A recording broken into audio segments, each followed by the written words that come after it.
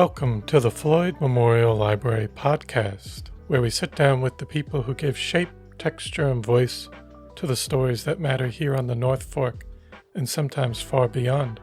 Some of our guests are rooted here by generations. Others join us from elsewhere to share their work, their perspective, or their connection to this community. But all bring something that resonates, something that adds to the ongoing conversation. We talk about what's changing, what's worth holding on to, and the currents of history, both quiet and loud, that run through this place. I'm your host, Christopher Bianchi, and for episode 183, we sit down with Tim Bishop, former U.S. Congressman for New York's 1st Congressional District. A lifelong Long Islander who grew up in Southampton, Tim comes from a family deeply rooted in the East End's history and community life. Before entering politics, he spent nearly 3 decades at Southampton College, where he served as Provost and worked to strengthen the college's academic and cultural presence through programs like All for the Sea. In 2002, he made the leap from academia to Congress, serving 6 terms and championing issues central to the district: education, infrastructure, environmental protection, and local heritage, including federal recognition for the Shinnecock Nation. In this conversation, we talk about his early influences, his years in higher education, his experience in Washington, and his enduring commitment to the East End and its people. So I hope you enjoy episode 183 with Tim Bishop. This episode was recorded June 10th, 2025. Thank you so much for coming on the Floyd Memorial Library podcast today. It's great to have you on today. I'm happy to be here. Thank you for inviting me. Absolutely. So maybe if just in the beginning, if you can give us a little introduction about yourself, where you were born and raised. Okay, I was born in the village of Southampton Hospital, 75 years ago, and I am a lifelong resident of the village of Southampton, and I am a member of the 12th generation of my family to live in the village of Southampton. My ancestors first came to Southampton in the 1640s, and so it's my home, and it's a place that I cherish. I went to Sacred Heart School, which no longer exists, for kindergarten through 8th grade, and then I went to Southampton High School, graduated from there in 1968, went to Holy Cross College in Worcester, Massachusetts. I was there from 68 to 72, and came back to Southampton and spent, 9 months, trying to find myself and working in a local grocery store, and then I got a job at Southampton College in August of 1973, and was there for a long, long time, and then left there to go to the Congress. Wonderful. And then just to go back in terms of your ancestry, you mentioned going back to the 1600s. Is that on both sides of your? No, that's on my father's side. Oh, okay. On the Bishop side. On my mother's side, my mother's grandfather came to Sagaponack in the 1800s, and my mother was born on a potato farm in Sagaponack in the 1920s, and went to Bridgehampton High School and met my father. Actually, in those days, the 2 high schools, Southampton High School and Bridgehampton High School, took their senior trip to Washington together, and they met on that senior trip, and everything else fell into place. Wonderful. And could you talk a little bit about the Bishop side, even what they did for a living through those generations? They were whalers, they were farmers. My grandfather, who I never knew, he died when my father was only 9, was a mechanic. So they were people that worked with their hands. My father was an only child who, had to, like I said, he was 9 years old when my father died, when my grandfather died. So, he was thrust into adulthood at a pretty early age. and had to work very, very hard to keep, life and limb together for he and his mother. But that helped form who he was, which in turn helped form who all of his children are. And then what did you get to meet any of your grandparents? Oh yeah, my on my mother's side, her maiden name was Roselle, and my grandfather Roselle. I remember we spent many a day in the summers as in my early adolescence, working out on the farm. We used to love going down there and getting up and out on the fields at 6, 7 in the morning to dig potatoes when I was 11 and 12 and 13. He died when I was 14. And my grandmother was sort of the prototypical grandmother, the gingham dress, the apron, the blue hair. But she lived well into her 90s. So I think I was probably in my 30s when she passed away. But I was very close to my grandfather, even though, as I said, he died when I was 14, and very close to my grandmother. On my father's side, obviously I didn't know my grandfather. My father's mother, she also lived into her 90s. So we were close as well. And then what did your parents do for a living? My father worked for the New York Telephone Company. Oh, okay. He was in a job that, well, he did a lot of things. He was a lineman. He was an installer, all of that. But his last job there, when last probably 15 years that he worked for the phone company, he was what's called a test deskman, which is a job that no longer exists also. And my mother, was a full-time mother and, ran the household until my older brother went to college, which was 1966.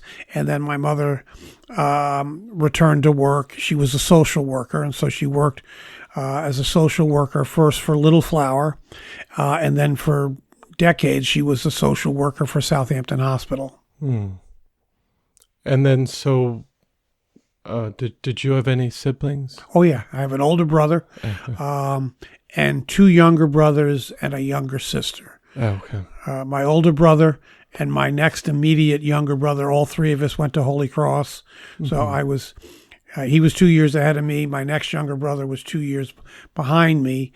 And then I have a brother that's 6 years younger than me, and a sister that is 9 years younger than me. And my younger brother and my sister both live in Southampton, as I still do. And my fourth brother, the brother that is fourth in the family, lives in Mattituck. My older brother lives in California.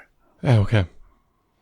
And so you grew up in Southampton and went to school. Yes. All through there. I guess as a child, how would you describe the community at that time, and maybe what did you do? What activities did you do outside? Anything that involved a ball. I played a lot of baseball, basketball, football, tennis. I had a sort of a Leave It to Beaver idyllic childhood. Our family was very close. We all got along. I can't remember any real tension or difficulty in our family. We all started working when the summers after our freshman year in high school. That was a rule in our house. You got a full-time job. So we all started working then. But like I said, we were very close. And I still live in the same neighborhood I grew up in. And, I have lifelong friends. There's my oldest friend is a guy named Vic Finalborgo who owns Catina's Market in Southampton. He and I were baptized together 75 years ago. We've been together virtually every day ever since, So I loved growing up in Southampton. I still love living there. It's a changed place, dramatically so. But it's a wonderful place to live. It's a wonderful place to raise children. So I feel very fortunate. Yes. And then in terms of your schooling experience, you said you went to, is the school still in Southampton? I went to Sacred Hearts Elementary School, which no Which is longer no exists. longer, okay. And then I went to Southampton High School. Okay. And had a good experience there. And then I went to Holy Cross and had a great experience there. And, Did you have any favorite subjects when you were in high school? Yeah, I loved social studies, and Mm-hmm. I was a history major in college. Mm-hmm. I had an American history teacher my junior year of high school that was really sort of instilled in me a love of history, which persists to this day. But history. I liked all of the sort of the social studies. I liked. Mm-hmm. And did you know coming out of high school what you wanted to do? No. For a career? No. I majored in history. I wasn't entirely sure what I was going to do. At one point, I wanted to be a college professor. Mm-hmm. But, I don't know that that would have required a PhD and so on. And, my wife and I got married this summer. We graduated from college. So going to graduate school would have been hard, financially. So I sort of did the next best thing. I wasn't a college professor, but I got a job as a college administrator. But I came to that relatively late. I didn't have a plan that I was, executing step by step. I just sort of fell into that. And to be perfectly honest, I gravitated towards a college campus because I love being a student. And I thought if I loved being on a college campus so much as a student, I would love being on a college campus as an employee. Turns out it's vastly different to be a student as opposed to an employee. But I very much enjoy the feel of a college campus. Mm-hmm. But did you say you came back after you did your bachelor's to work? Yes. In I Southampton? graduated in June of 1972, came back to Southampton, immediately. I remember that summer I had several different jobs. I was a busboy in a restaurant. I drove a cab. I did a bunch of things. And then my wife and I got married that summer. What year was that? That was 1972. Oh, okay. And then, as I said, I spent a year working in a job just to pay the bills. I was very fortunate, by the way. The man who hired me, who was my oldest son's father, basically it was an act of Christian charity. He didn't need me, but he knew I needed a job, so he hired me. And then that August of 73, I started working at Southampton College. Okay. And what was Southampton like at that time in the 70s? Was it struggling at all at that point or no? I don't think it was struggling. We were a resort community, but it was very much a seasonal Memorial Day to Labor Day resort community. I have a very clear memory of, being in high school and being on Main Street on Labor Day, and all the stores were already closed and they all had signs in the windows saying, "Thanks for a great summer. See you in the spring." All of that. That doesn't happen anymore. Southampton's a year-round resort now. We all know that.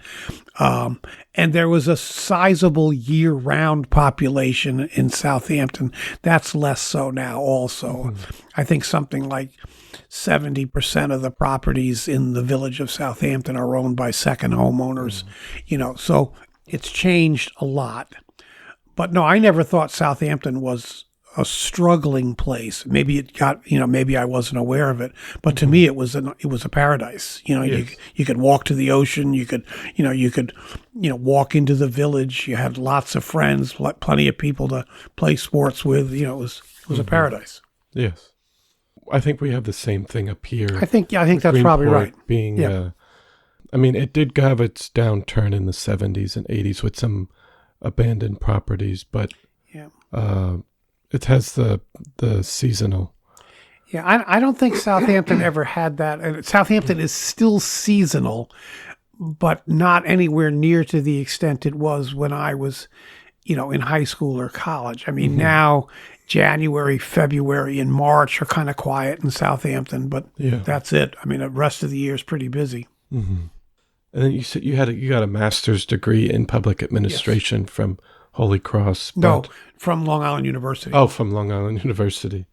And then was it after that you started your career at Southampton? No, I started my career with a bachelor's degree in August of 1973. And then at some point, I don't remember, 75, 76, I enrolled in the Master's in Public Administration program at Long Island University, the C.W. Post campus of LIU.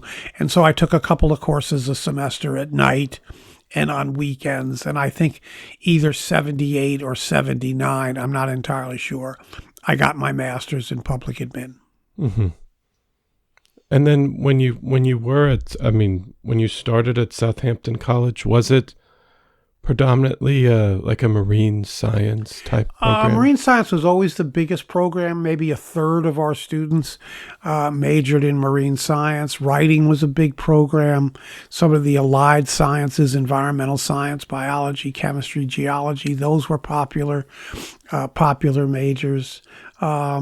Business admin was a pretty big major. We had a very active graduate program in elementary education. So it was a kind of a traditional liberal arts college with one master's degree program in elementary ed. But the emphasis clearly was on marine science, no question. Okay. And then how did you make your way to eventually becoming a provost for Southampton College?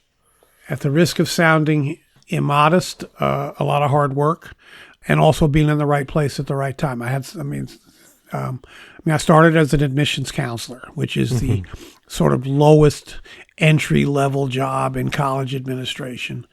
And I worked my way up to, within a year of being there, I was appointed director of financial aid, which sort of thrust me into the real sort of heavy duty pieces of a college on a day-to-day basis.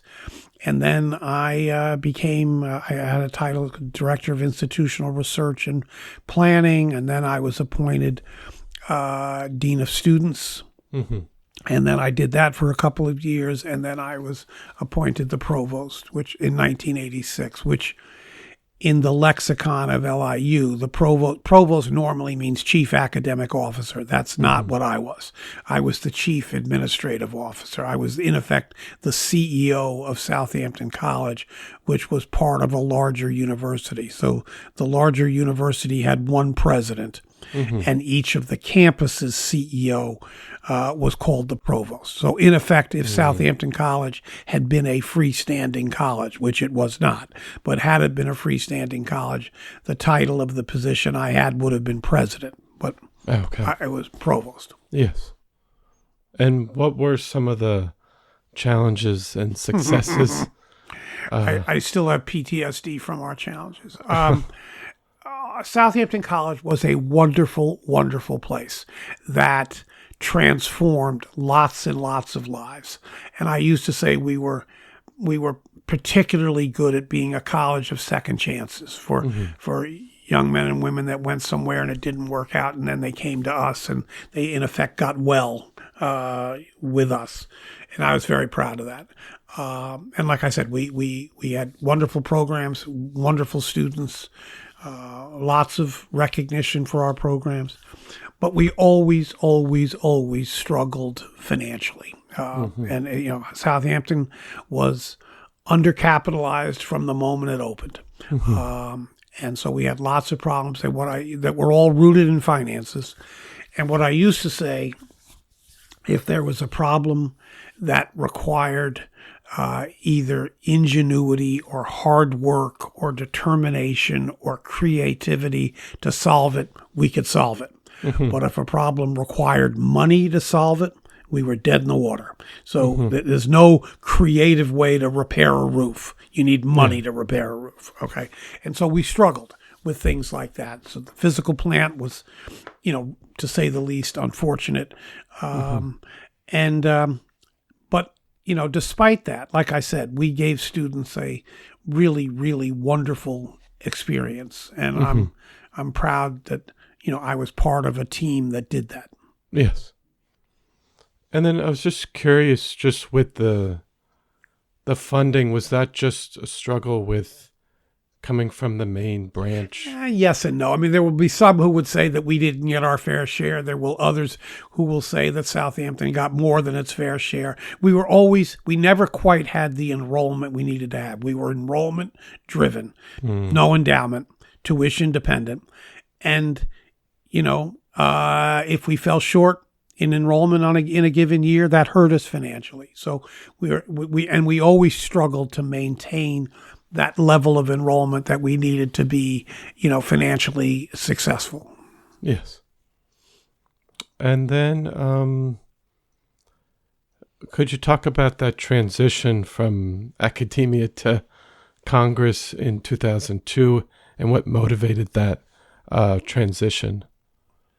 I had always been interested in public policy, and I had always been interested in politics. And I had been thinking about elected office for a while, but I was happy at Southampton College and felt I was making a difference, and I was, happy raising my children in Southampton and being a part of their lives. But somewhere after the election of 2000, the national election of 2000, I started to really be concerned about the direction our country was taking. And then I don't want to relitigate my campaign of 2002, but I was not particularly happy with the person who was elected to Congress for our district in 2000. So I started to think, maybe this is something I can do. And I had been at Southampton College for 29 years. And even though I loved it, I started to think I was 51 years old, and I started to think, maybe there's something else I can do and that I would enjoy doing. And so, I talked it over, obviously, with my family and with my colleagues at Southampton College and LIU and with the national political people from the Democratic Congressional Campaign Committee and so on. And I ultimately did something that was very uncharacteristic for me. I took a risk. I'm not a risk taker. But I decided, what the hell with it. I'm going to try, And I guess part of it was, as I said, I was 51, and I said to myself that I didn't want to look back at 61 and say I could have tried it, I could have done it. So I took a risk. I took an unpaid leave of absence from LIU and declared my candidacy. And then again, a lot of things happened that were helpful to me, that were, again, right place, right time, some mistakes my opponent made, some good things we did. And, I won one of the closest elections in the country that year. I think I won by 2,500 votes or something like that. And as it turned out, being a member of Congress was just a perfect job for me and an absolutely wonderful opportunity for me. Now, there may be people listening to this who will think I was a lousy congressman, and I'll be thinking, who the hell's he kidding? Perfect job for him, But anyway, I loved every second of being in Congress, and I was very, very fortunate. I mean, there's only about 11,000 people in the history of our country that have served in the Congress, Yes. And I was one of them, so yes, it's great. Definitely. And you mentioned that first campaign was close, but you've had many of your re-election bids were contested. What did those campaigns teach you about the district and its people? Well, you're right that my campaigns, I only had one or two easy campaigns. My 2006 campaign was relatively easy. My 2008 campaign was relatively easy. But all the others were, contested and challenging. Well, I mean, look, it taught me a couple things. Number one, the district is a pretty evenly divided district. It's a district that cares about certain things. It certainly cares about the environment. It cares about quality of life. It cares about affordability, particularly for year-round people. I think education is important. The traditional livelihoods of Eastern Long Island remained very important. Farming, fishing, everything associated with the second home industry, all of that.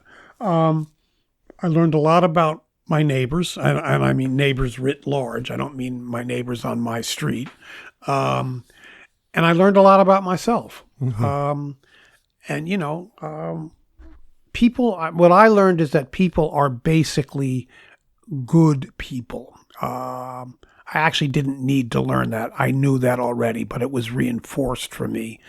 And they want somebody who's going to listen to them. They want somebody who is going to care about their problems and make a good faith effort to be part of the solution. Yes.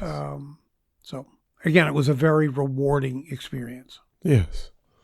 And also, so you've served 6 terms during a particularly turbulent time in national politics, but what do you consider your proudest accomplishments while representing New York's 1st District? Well, I would say that first, the constituent service work that our office did was superior. We solved literally thousands and thousands of problems for people over the course of 12 years. And I'm very proud of that. I mean, because when a member of Congress and his or her staff pulls off a constituent service success, you change people's lives. I mean, when you can get a veteran the disability payments that he's been waiting for years, so that he can move out of his car and move into an apartment, that's a pretty good day's work. You know what I mean? And we did a lot of that. And, when you can bring the Army Corps of Engineers to the table to make sure that our inlets remain navigable and to make sure that our shoreline remains relatively stable, that's a pretty good piece of work. One of the first challenges I had was in the 2003-4, which was my first term. The country was engaged in a process called BRAC, Base Realignment and Closure. And the West Hampton Air Base, the Air National Guard base in West Hampton, was on the block to be closed. And there were a lot of jobs there. Plus, it was a big part of our, of our culture, if you will. And so I set about trying to make sure that we could save that. And we were successful in saving it. I didn't do it alone. I had a lot of help from other electeds like Kenny Laval and Fred Thiel, and but we worked very hard at that. It was primarily on me because it was a federal issue, and we were successful in keeping that open. So I'm proud of that. Legislatively, I think the thing I'm the most proud of was being a part of the effort that passed the Affordable Care Act, so-called Obamacare, which was very unpopular and controversial at the time. Turns out I was right to support it. I mean, 24 million people in this country have health insurance that they otherwise would not have had it not been for Obamacare. And these are 24 million of our fellow citizens and our friends and neighbors and co-workers. We should want them to have health care. And the legislation that I worked hard at is the reason why. I was very involved in efforts to make college more affordable. I helped write several pieces of legislation that increased the Pell Grant maximum, that reduced the interest rate for student loans, that made it easier for students to qualify for student financial aid, so that college could be not just a distant dream, but could be, a realizable or attainable goal for almost anyone of any walk of life. And I think that's important. I think higher education is the great equalizer. It allows people to climb that next rung on the ladder. And so to me, and actually that was one of my goals when I went to Congress, because I knew the financial aid structure, having worked it for so long, and I wanted to be a part of a process that moved the federal government in a position to be more supportive of student financial aid programs, and I was successful in doing that. And again, not alone. Lots and lots of people thought the same way I did.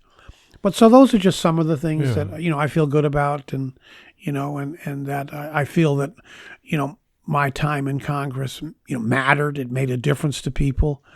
And I also had a, phenomenal staff in Washington that pretty much focused on legislation, and then a phenomenal staff on Long Island that pretty much focused on constituent service and, working with local government. And I really feel we did all the things that we were supposed to do. And I had a question about just with financial aid, and because I know you worked in academia too, but even when you were starting at Southampton and seeing it progress, even with tuition and things like that rising, why do you think some of obviously you'll see a tuition hike continue usually every year, but obviously people are in a lot more debt today. Yeah, higher education is expensive. There's no question about it. And the problem is that almost everything that a college can do to make education less expensive can have a detrimental impact on quality. So just to give you an example, would you rather sit in a classroom with 14 or 15 other students or with a classroom with 140 or 150 students? If you have 140 or 150 students in class, obviously your instructional expense goes down. But does the quality of instruction go down? Does the quality of the academic experience go down? I would argue yes. So if you want a small college or small classes, that means more faculty. That means more salary expense. Okay. So, and do you want, one of the things that people complain about are the amenities that college provides, athletic facilities and so on. But college, a residential college is an all-consuming experience. That's where you live. So in the same way that people make an argument that, we'd like to have a nice library in Greenport. Well, guess what? We do have a nice library in Greenport, but do you want to be on a college campus that doesn't have a nice library? That's your home for 4 years. Do you want to be on a college campus that doesn't have recreational or social outlets? That's your home for 4 years.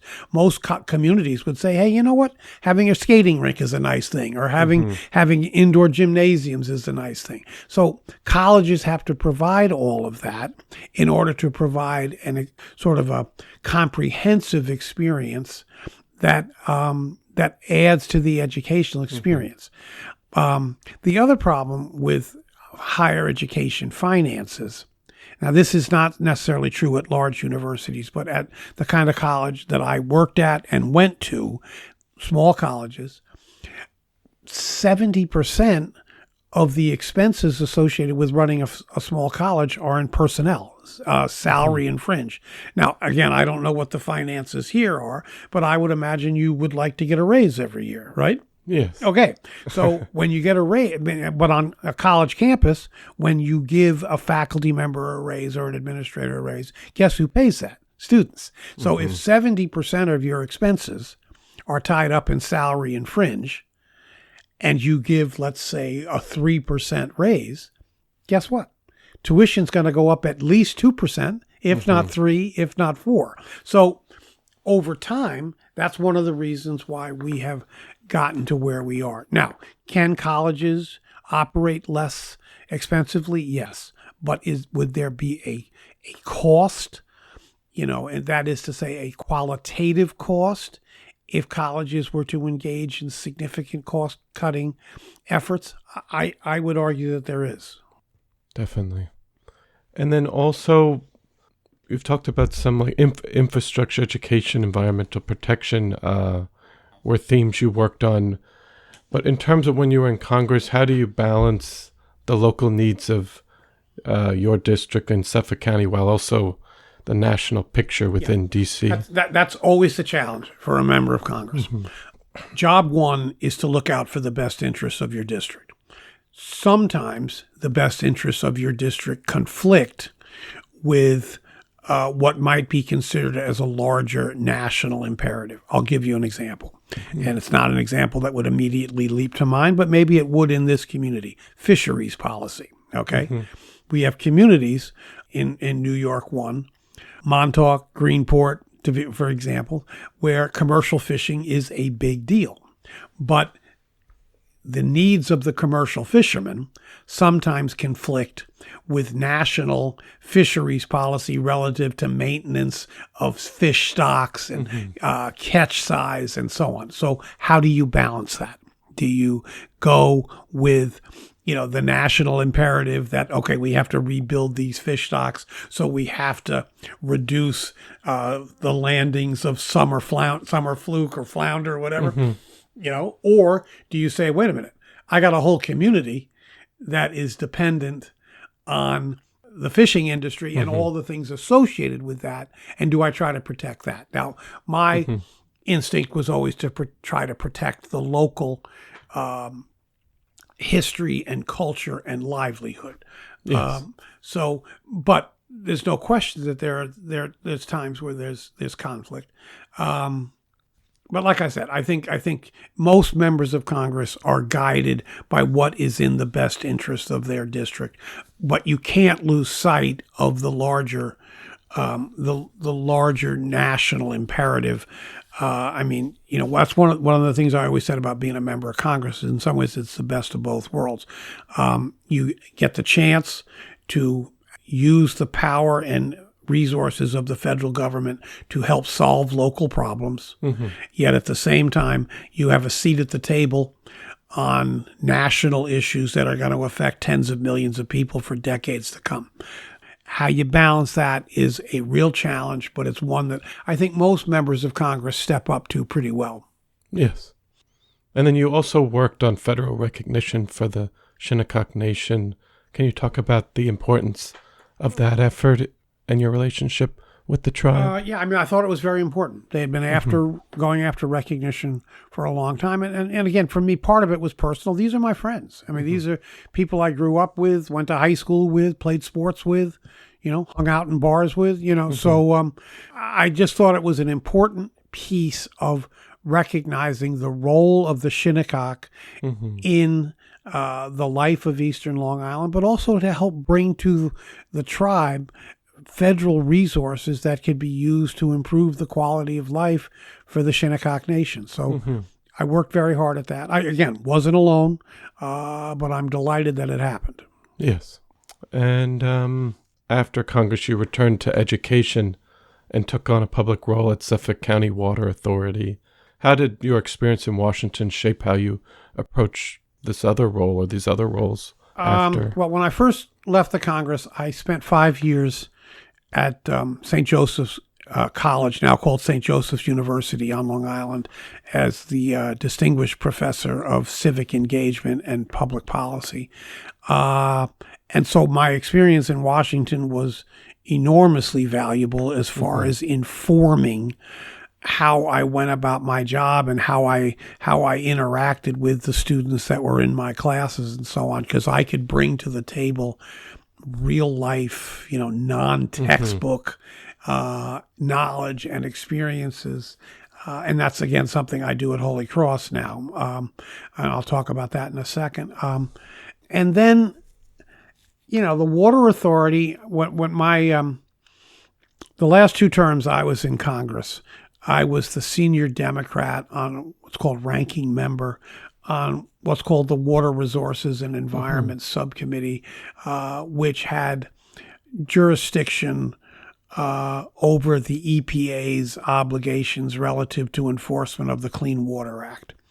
And so I was engaged in water policy as a member of Congress, and I sort of saw serving on the board of the Water Authority as a way to stay involved in that piece of public policy, which I've very much enjoyed. The Water Authority is a first-rate organization, absolutely first-rate, highly professional, and quality product, subject to rigorous standards, rigorous testing. So I've been proud to be a part of that organization, but what sort of drew me to it was my work in the Congress on that committee that I just referenced. And now at Holy Cross, I started teaching there in 2018. I left St. Joseph's in 2020, so for a while I was at both. And I teach a course called Policy and Politics in America. I teach it with another Holy Cross graduate who has become a dear, dear friend. He's a Republican, I'm a Democrat, so we bring an interesting sort of bipartisan perspective to the issues we talk about. But, being able to basically let students know what it's like to be in the room when things are getting decided, or be a part of the process as a public policy initiative moves from the idea stage to actual legislation that actually lands on the president's desk for his signature.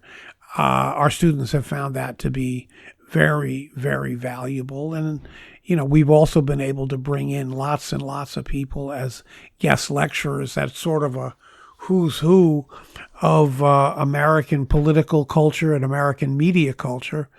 And so we've brought in, over the course of whatever it's been since 2018, so 7 years, we brought in 40 or 50, commencement speaker quality of guest lecturers who Zoom into class. And it's been a tremendous, it's been a lot of fun for us and a tremendous experience for our students, I would say.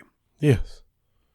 And you've also continued to stay deeply connected to the East End. And what keeps you rooted here? Because some people might move away or say it's too expensive, or who wouldn't want to live in Southampton? I mean, it's like I said, it's a beautiful, beautiful place to live.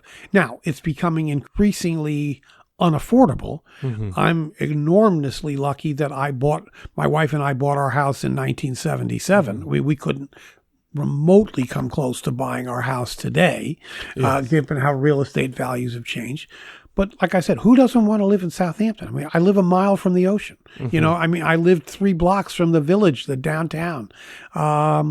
This is where I wanted to raise my kids, where my kids still live and are actively involved in the community. My wife still works, runs a preschool program that's been a pillar of the community for 40 some years.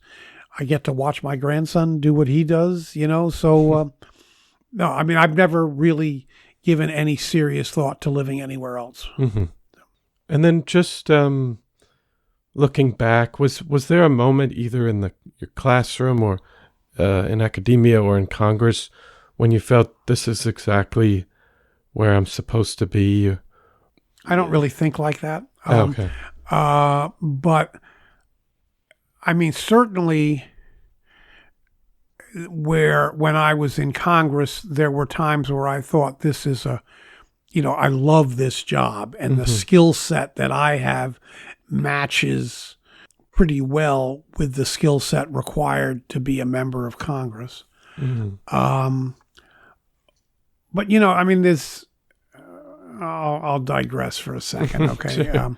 We had Alan Alda as the commencement speaker at Southampton College one year, and he said something that has stuck with me ever since. He said there are 2 keys to a happy life. He said one is to find someone that you love and commit completely and totally to him or her, and the other is to find something to do that you love and commit completely and totally to that. And he said if you can do those 2 things, you'll have a very happy life. And I feel that I've been able to do that. This July, my wife and I will celebrate our 53rd wedding anniversary. And, I had for 29 years, I was, on a college campus surrounded by students, which I thought was, what could be better. Now, obviously we had a ton of problems that weighed on me, but was offset by the joy of being engaged with students as they learned and grew and matured. And then for 12 years, I was in Congress, where I had a whole new set of opportunities and a whole new way of helping to make a difference. One of the things that Holy Cross teaches, that one of the sort of the pillars of the Jesuit ethos relative to higher education, is they talk about education for and with others, meaning that those of us who are fortunate enough to be the recipients of an education have an obligation to share the benefits of that education and the fruits of that education with others, so as to help lift up their lives as well. I think about that when I do things. I will say that, I mean, the Holy Cross experience was a great experience for me. I will say that the best mentors I ever had were my parents. I mean, they taught all five of us how to live a good life and how to be a good people and how to be caring and loving and sensitive and helpful. And so that was just a thing that was just ever present in our household. So I've had an opportunity to sort of act on what I was exposed to from the time I was a little boy, and I'm fortunate for that. Yes. And just looking ahead, what gives you hope today about the East End, about politics, or about the next generation coming behind you? That's a very hard question to ask right now. It's not a hard question to ask. It's a hard question to answer right now. Because it is, given what's happening nationally for me, people who think the way I do, it is hard to be hopeful.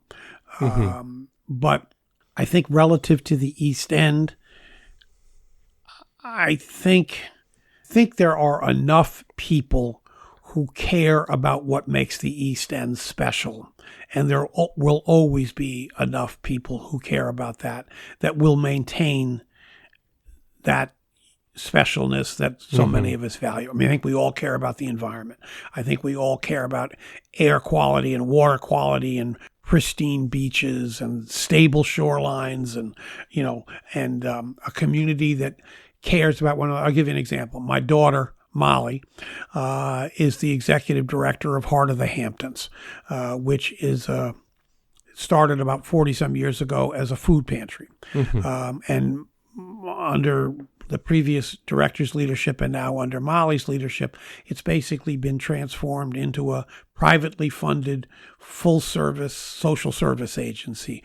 Still primarily a food bank, but they help people, with immediate needs like filling up their fuel tanks so that their house isn't freezing in the winter, or or buying sports equipment for kids who want to play Little League but can't afford a baseball glove, or they do all kinds of wonderful things, and I can't tell you how proud it makes me. I do volunteer on Thursdays there along with several of my high school classmates, which I love, to deliver meals to people who are housebound. And I just love the fact that I live in a community that people care enough to do things like that, to donate to this program, to help deliver the services that this program provides, and so on. And I'd like to think that that's always going to be there.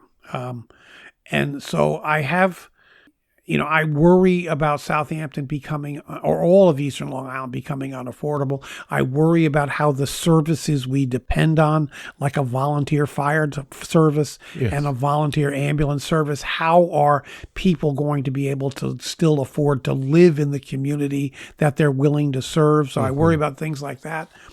But I'm optimistic about Eastern Long Island. I see the kids, I shouldn't say kids, the students at Holy Cross who are phenomenal.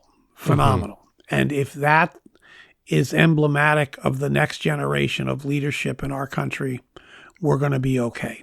In fact, we may well be better than okay, because these kids are superior. But, I worry about where we are currently. I worry about the anger and the hatred that's in this country. I don't get how you can say you love America and ride around with flags on your truck and so on, but be so disdainful of so many of your fellow citizens. I just don't understand that. If you love America, love who lives here, and be a part of the solution as opposed to angrily dismissing people who think differently than you do. So I worry about that, and I worry that, I think what's happening in Los Angeles right now is enormously worrisome.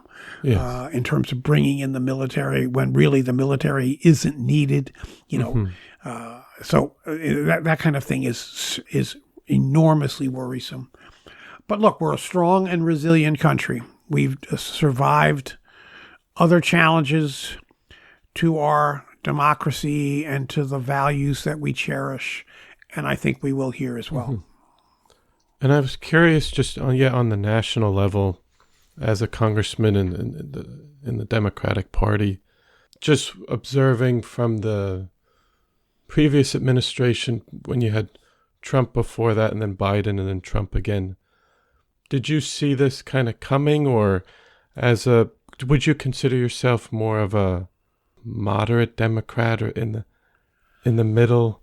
Because there's been a lot of pointing fingers within the Democratic Party. So. Yeah, I am a left of center Democrat who very much values pragmatism and very much values seeking bipartisan solutions to the issues that confront us. I am not an ideologue, and I actually am disdainful of people who are trapped in an ideological frame, whether it be from the left or the right, because I don't know that gets us anywhere. I mean, we can retreat to our respective sidelines and scream at one another, or criticize one another for not being sufficiently pristine ideologically, but I don't see that moves us forward.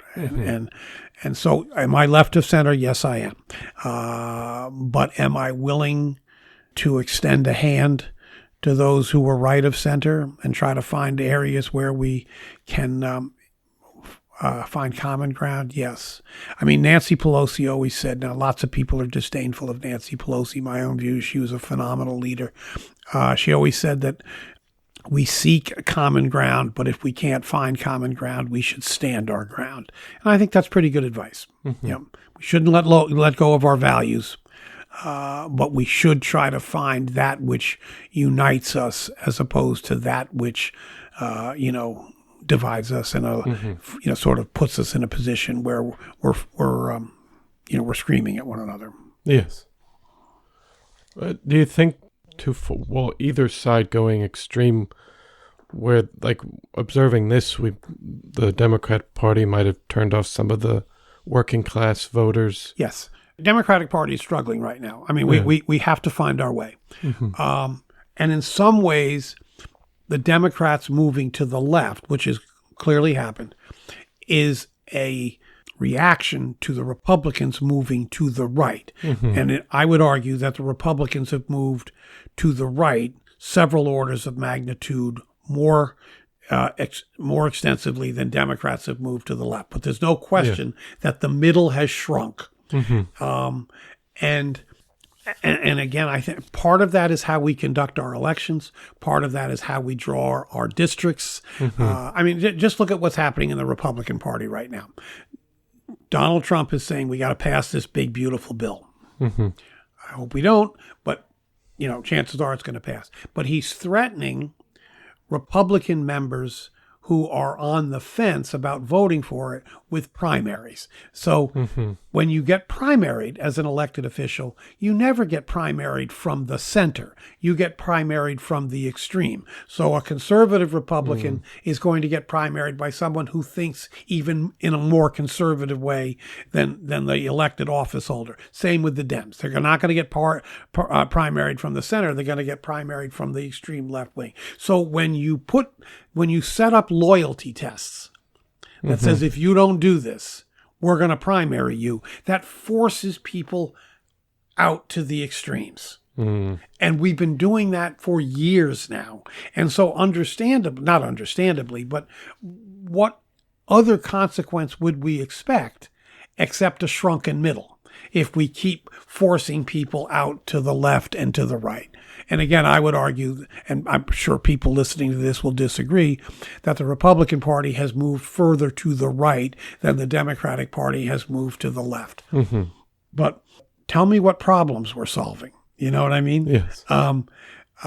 Most problems, it's very hard to solve something with only Democratic votes or only Republican votes.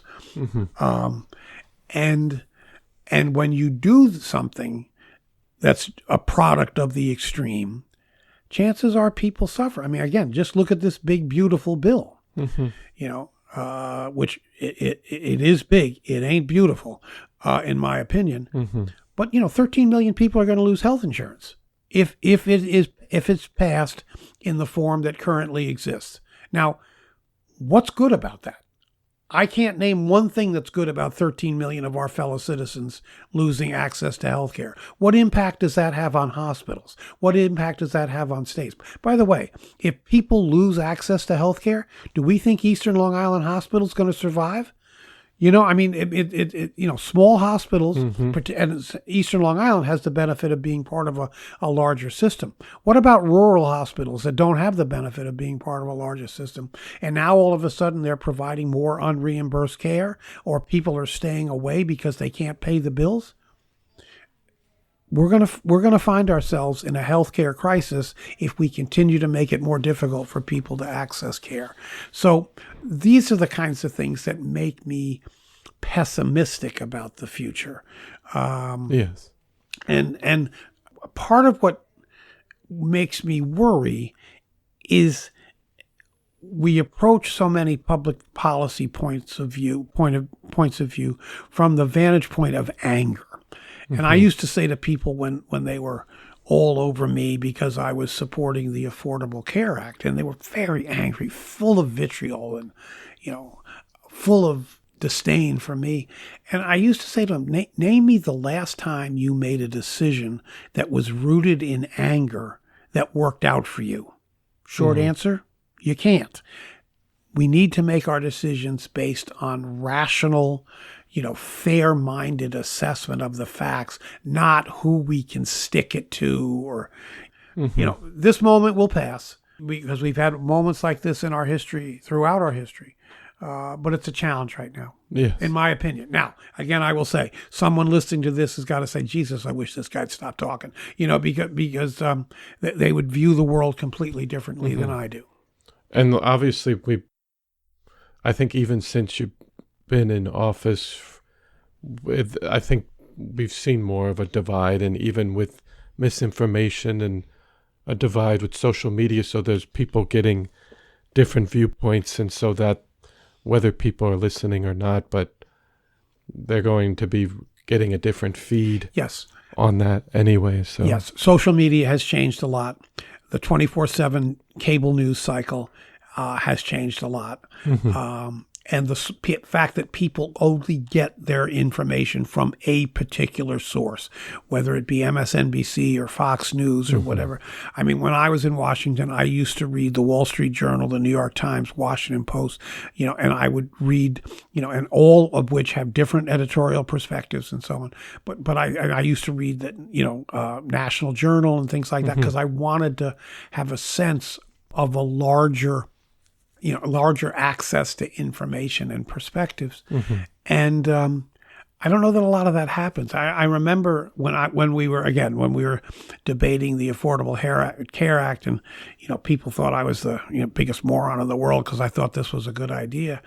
I used to say to them, they would say things to me like, "Well, look, it does this," and I would used to say, "How do you know that? Did you read the bill?" "Oh no, I haven't read it." Well, so I would say, "Well, let me show you the section of the bill that I think you're referring to, and here's what it actually says."